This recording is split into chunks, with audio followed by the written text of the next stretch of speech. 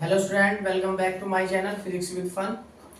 देखिए, आज की वीडियो में हम आपको समझा रहे हैं आर्टिकल नंबर 3 है जो एप्लीकेशन ऑफ गॉस थ्योरम है। एप्लीकेशन ऑफ गॉस थ्योरम क्या है? क्वेश्चन क्या आएगा?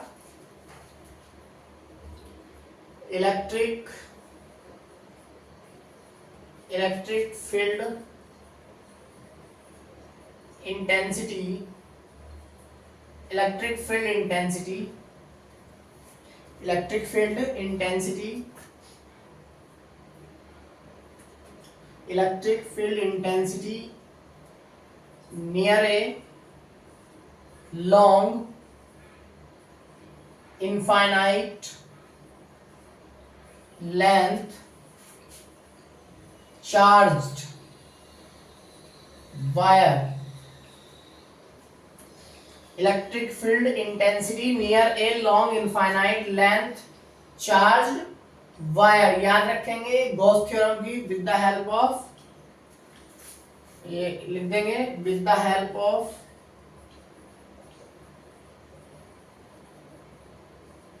Gauss theorem, with the help of Gauss theorem. Clear? Electric field intensity near a long infinite length charged wire. यहां पे हमें ये करना है, क्वेश्चन में ये कहा गया है कि इलेक्ट्रिक फील्ड इंटेंसिटी निकाल के दिखानी है हमें। इलेक्ट्रिक फील्ड इंटेंसिटी के लिए फॉर्मूला ड्राइव करना है हमें। नियर मतलब पास में, किसके? A long infinite length charged wire. एक चार्ज्ड वायर है, मतलब उस पर चार्ज लगा हुआ है। एक चार्ज्ड वायर है जो इनफाइनाइट लेंथ का है, जिसकी लेंथ इनफाइनाइट है। उसके नियर हमें, उस इनफाइनाइट लेंथ के चार्ज्ड वायर के नियर हमें इलेक्ट्रिक फील्ड इंटेंसिटी फाइंड करनी है। और किसका सहारा लेना है? With the help of Gauss theorem. Clear है? ये आर्टिकल सभी हेडिंग डाल देंगे इस आर्टिकल की। बहुत एग्जाम में आता है, ये बोर्ड एग्जाम के पर्पज से बहुत ज्यादा इंपॉर्टेंट है। चलिए देखते हैं। हेडिंग में रफ कर रहा हूं, जरा इसको नोट कर लेंगे सभी।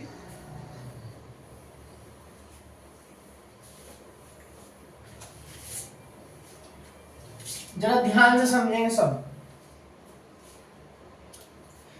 हमने बच्चों एक इनफाइनाइट लेंथ का एक चार्ज्ड वायर बनाना है।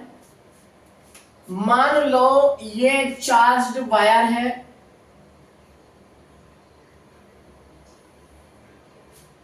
ये एक चार्ज्ड वायर बना रहे हैं हम। ये चार्ज्ड वायर है, ये वायर है।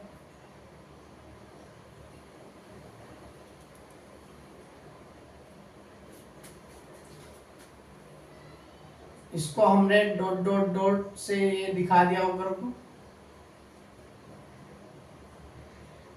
इसका मतलब हुआ है, ये हमने डैश डैश जो लाइन बता दी है आपको, और थोड़ी सी हमने डार्क कर दी है। इसका मतलब है ये जो वायर है ये इनफाइनाइट लेंथ का है। कितनी लेंथ का है? इनफाइनाइट। क्लियर? अब इसको चार्ज भी करना है हमें। चार्ज का मतलब इसमें चार्ज डालना है। लेंथ के अलोंग चार्ज डाला जाएगा। याद रखेंगे पिछली वीडियो में हमने आपको बताया है कि जब चार्ज को लेंथ के अलोंग डिस्ट्रीब्यूट किया जाता है तो वहां पे बनती है लीनियर चार्ज डेंसिटी। और जब चार्ज को डिस्ट्रीब्यूट किया जाता है एट सरफेस, तब बनती है सरफेस चार्ज डेंसिटी। और जब चार्ज को डिस्ट्रीब्यूट किया जाता है इन द वॉल्यूम, तब बनती है वॉल्यूम चार्ज डेंसिटी। तो यहाँ पे लेंथ के अलोंग, ये लेंथ है, लेंथ की लंबाई के अनुसार हमने चार्ज को डाला हुआ है यहाँ पॉजिटिव चार्ज। ये हो गया इनफाइनाइट लेंथ का एक तार, एक वायर, चार्ज वायर। अब इसके नियर यानी कि यहां पे कहीं आर डिस्टेंस दूर एक पॉइंट P माना हमने, एक पॉइंट P माना हमने जहां पर इलेक्ट्रिक फील्ड इंटेंसिटी फाइंड करनी है। क्या फाइंड करनी है? इलेक्ट्रिक फील्ड इंटेंसिटी फाइंड करनी है। अब चूंकि ये गॉस थ्योरम के हेल्प से फाइंड करनी है इलेक्ट्रिक फील्ड इंटेंसिटी, हमें यहां पे इलेक्ट्रिक P पॉइंट पर, मतलब तार से R डिस्टेंस पर, तार से R डिस्टेंस पर जो पॉइंट P है वहां पर हमें electric field intensity Gauss theorem की हेल्प लेकर प्रूफ करनी है या फाइंड करनी है। तो बच्चों एक बात बताओ, जब हमने गॉस थ्योरम पढ़ी थी तो उसमें बताया था कि क्लोज्ड सरफेस मस्ट है गॉस थ्योरम के लिए। क्लोज्ड सरफेस मस्ट है क्योंकि चार्ज क्लोज्ड सरफेस के अंदर रखा होना चाहिए, तभी वहां से इलेक्ट्रिक फ्लक्स गुजरेगा और उसकी वैल्यू जो होगी वो होगी phi E equal Q upon epsilon naught. Q क्या है? Total charge inside the close surface. तो इसके लिए हम एक ऐसा गॉसियन क्लोज्ड सरफेस कंपेयर करेंगे या इमेजिन करेंगे। क्या? एक गॉसियन सरफेस इमेजिन करेंगे जो इस वायर को कवर करता हुआ जाए, मतलब यहां पर हम वायर वाली शेप का ही एक गॉसियन सिलेंडर इमेजिन करेंगे।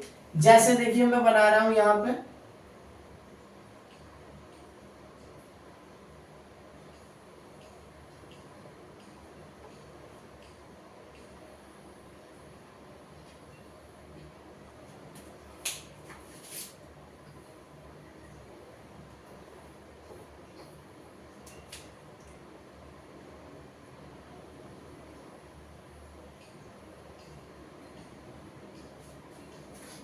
ये देखिए ये हमने Gaussian cylinder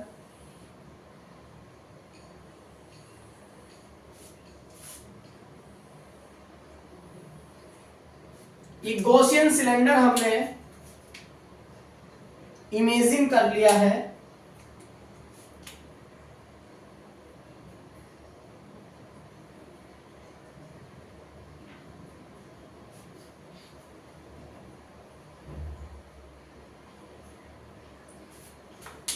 Gaussian cylinder imagine किया है हमने और यहां पे एक पॉइंट P है, P पॉइंट है, क्लियर? P पॉइंट है और इस गॉसियन सिलेंडर की जो लेंथ है वो L मान ली हमने। कितनी मान ली बच्चों? ये L मान ली। ठीक, अब ये चार्ज है यहां पे, ये Q चार्ज जो है, ये Q चार्ज है, ये Q चार्ज, ये चार्ज सारे में जो Q चार्ज डिस्ट्रीब्यूट है यूनिफॉर्मली डिस्ट्रीब्यूट, एक जैसा। तो अब हमें इस गॉसियन सिलेंडर से निकलने वाला फ्लक्स चाहिए। अब देखो बच्चों, इस गॉसियन सिलेंडर में है 3 सरफेस। कितने सरफेस है? 3 सरफेस है। 3 सरफेस है, एक ये वाला सरफेस, एक ये वाला सरफेस और एक है ये वाला सरफेस, इस टाइप का। देखिए मैं आपको दिखा रहा हूं, ये इस टाइप का एक सिलेंडर बना, ये इस टाइप का एक सिलेंडर बना।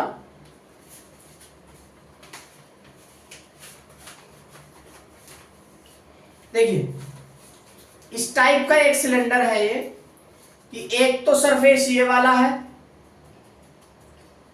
ये एक तो सरफेस इसका ये वाला हो गया, ये वाला एक सरफेस ये हो गया और एक सरफेस इसका ये वाला सरफेस हो गया। क्लियर है? तो इसमें 3 सरफेस है, 3 क्लोज्ड सरफेस है। एक सरफेस ये S1, एक सरफेस ये S2 और एक सरफेस ये S3। तो यहां पर जो टोटल इलेक्ट्रिक फ्लक्स गुजरेगा अकॉर्डिंग टू गॉस थ्योरम, वो 3 सरफेस से मिलकर गुजरेगा, S1, S2 और S3। ठीक, इसके लिए हम क्या काम करेंगे? एरिया वेक्टर और इलेक्ट्रिक फील्ड इंटेंसिटी की डायरेक्शन देखेंगे। तो ध्यान सुन लो, यहां पर एक छोटा एलिमेंट यहां पर एक छोटा एलिमेंट हमने ले लिया जिसका एरिया वेक्टर ये है डीए वेक्टर, और इलेक्ट्रिक फील्ड इंटेंसिटी की डायरेक्शन भी देखो प्लस के चार्ज से बाहर की ओर जाएगी, तो यहाँ पे इलेक्ट्रिक फील्ड इंटेंसिटी ये हो गई, तो यहाँ पे थीटा इक्वल टू आएगा बच्चों 0 डिग्री। कितना आएगा? Theta equal to 0। एक छोटा सा एलिमेंट हमने यहाँ पे लिया, इसका एरिया वेक्टर ऐसे जाएगा परपेंडिकुलर, देखो जैसे इसका एरिया ये इधर को है ना मुंह इसका, तो इसका एरिया वेक्टर ऐसे इधर की ओर गया, ये इधर की ओर है, इस टाइप से ये खुला हुआ है, जैसे ये इस टाइप से खुला हुआ है, तो इसका एरिया वेक्टर जाएगा ऊपर की ओर, तो इसका एरिया वेक्टर जो गया वो गया इधर की ओर, ये हो गया डीए वेक्टर, और इलेक्ट्रिक फील्ड इंटेंसिटी जाएगी ये ई वेक्टर। तो यहाँ पे जो थीटा की वैल्यू आएगी, दो वेक्टर डीए वेक्टर और ई वेक्टर दोनों एक दूसरे पे 90 डिग्री पे है, तो यहाँ पे आएगा 90 डिग्री। सिमिलर कंडीशन में एक एरिया वेक्टर नीचे वाला होगा, यहाँ पे छोटा एलिमेंट लेना पड़ेगा हमें, तो इसका एरिया वेक्टर ये गया डीए वेक्टर, और इलेक्ट्रिक फील्ड इंटेंसिटी ये गई ई वेक्टर। तो यहाँ पर थीटा की वैल्यू कितनी होगी? 90 डिग्री। क्लियर? ये डिस्टेंस है आपकी आर। ओके, देखिए ये था इस आर्टिकल का डायग्राम। अब लैंग्वेज लिखेंगे सभी। लेट अस कंसीडर, लैंग्वेज लिखनी शुरू करेंगे। Let us consider, let us consider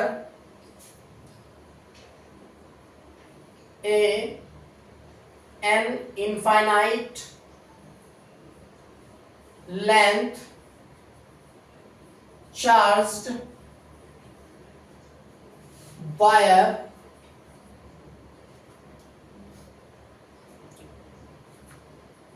which is uniformly charged,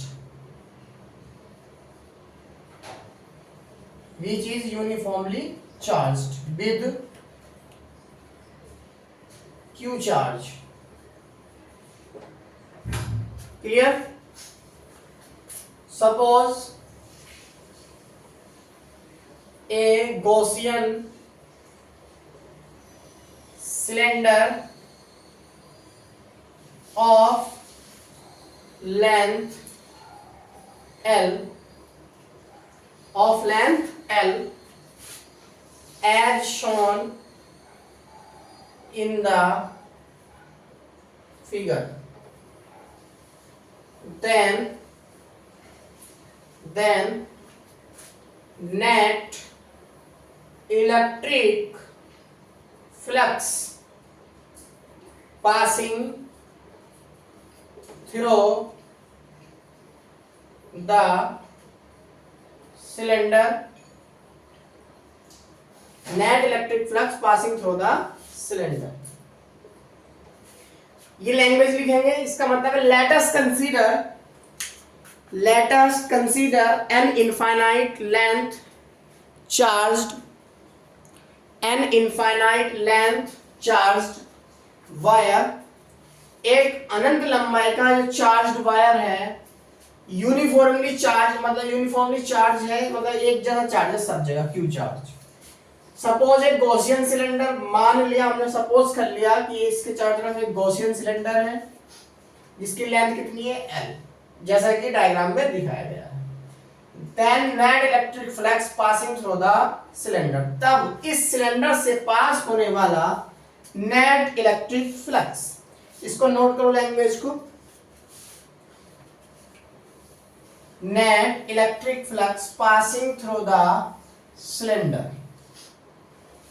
तो देखिए कितना आएगा, मैंने बताया यहां पर 3 सरफेस हैं। कितने सरफेस हैं? 3 सरफेस हैं, और तीनों सरफेस से जो नेट इलेक्ट्रिक फ्लक्स होगा वो होगा आपका फाई ई इक्वल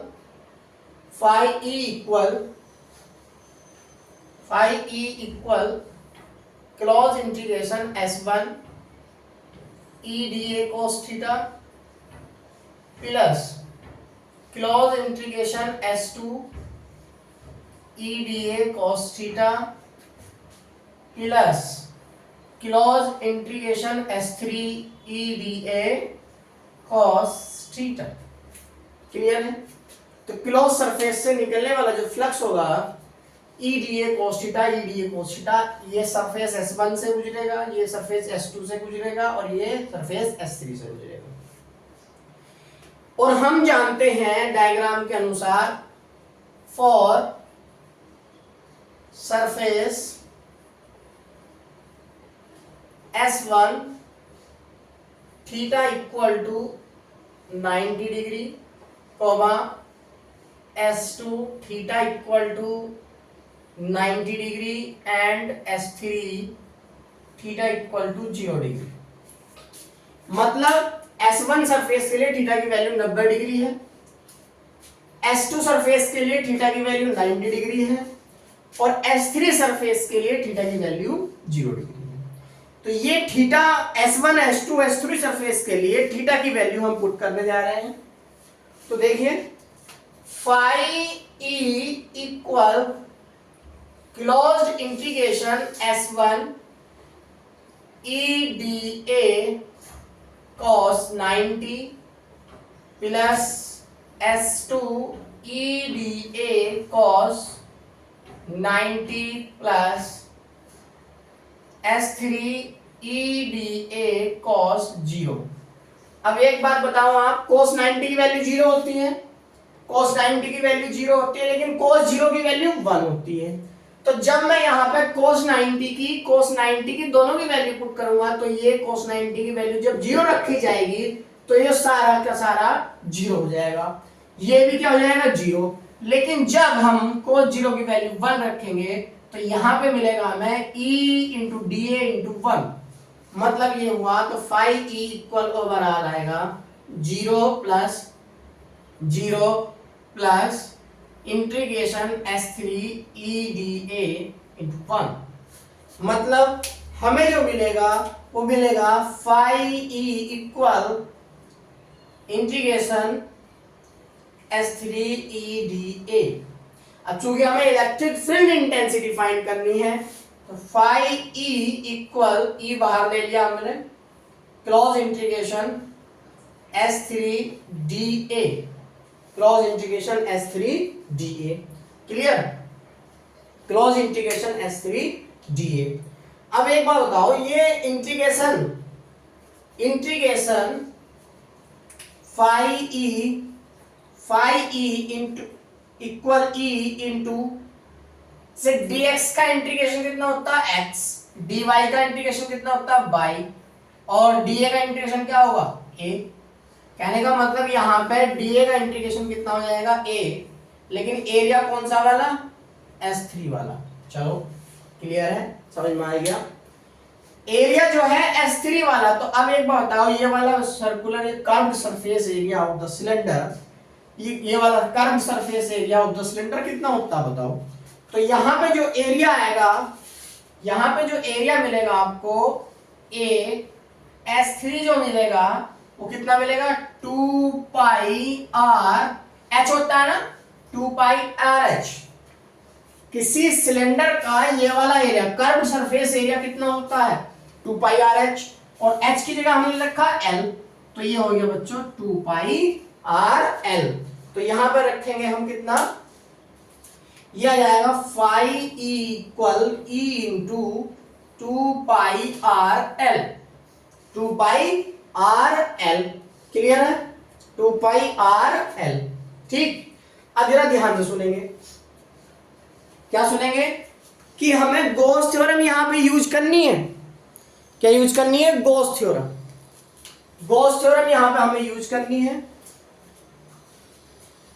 तो देखो हमें ये मिल गया, यहां तक मैं ऊपर रफ कर रहा हूं।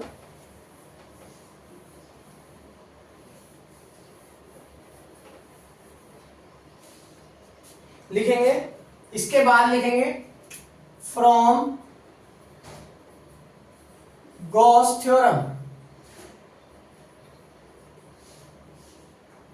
फाई ई इक्वल होता है क्यू अपॉन एप्सिलॉन नॉट, क्योंकि इस टोटल सरफेस पे कितना चार्ज रखा, Q upon epsilon naught. So ये phi equal to Q upon epsilon naught है और ये phi equal to E into 2 pi R L है। So E into 2 pi R L into 2 pi R L बराबर होना चाहिए Q upon epsilon not के। बिल्कुल ठीक, क्योंकि ये भी फाई ई है, ये भी फाई ई है। आगे अब हमें ई की वैल्यू निकालने के लिए 2 पाई आर एल को डिवाइड में ले जाना पड़ेगा, तो ये आएगा E equal 1 upon 2 pi epsilon naught Q upon R L. कहने का मतलब ये सारी की सारी क्वांटिटी हम डिवाइड में ले गए, उनको अलग अलग करके हमने लिख दिया है। बिल्कुल सही है। आगे देखिए, अब यहां पे हमें एक चीज मिली है, क्या हम जानते हैं linear charge density lambda equal to होती है क्यू अपॉन एल। यह लीनियर चार्ज डेंसिटी, क्लियर। तो ये Q अपॉन एल, यहां पे जो E equal 1 upon 2 pi epsilon naught Q upon L upon R, इसको हम L को यहां पे पहुंचा सकते हैं, बाद में नीचे जाना है। तो Q अपॉन एल की वैल्यू कितनी होगी, लैम्डा। तो E इक्वल आएगा आपका ये 2 pi epsilon naught lambda upon R. तो ये मिल गया हमारा आर्टिकल न्यूटन पर कूलम। क्लियर है। तो किसी चार्ज्ड वायर के नियर आर डिस्टेंस पे जो इलेक्ट्रिक फील्ड इंटेंसिटी होने वाली है वो आएगी आपकी 1 upon 2 pi epsilon naught lambda upon R. अगर हमें इसको 4 पाई एप्सिलॉन नॉट में कन्वर्ट करना है तो हम इसको ऐसे भी कर सकते हैं, और E equal 1 upon 4 pi epsilon not और 2 लैम्डा अपॉन आर, इसको हम ऐसे भी लिख सकते हैं। तो क्लियर है स्टूडेंट, ये था गॉस थ्योरम का एप्लीकेशन नंबर 2, और बोर्ड एग्जाम में बहुत ज्यादा बार आया हुआ है कि इलेक्ट्रिक फील्ड इंटेंसिटी निकाल कर दिखाओ near a long infinite charged wire with the help of Gauss theorem. तो वीडियो अगर अच्छी लगी है तो वीडियो को लाइक करें, चैनल को सब्सक्राइब करें, वीडियो को शेयर करें और कमेंट भी करें। Thank you.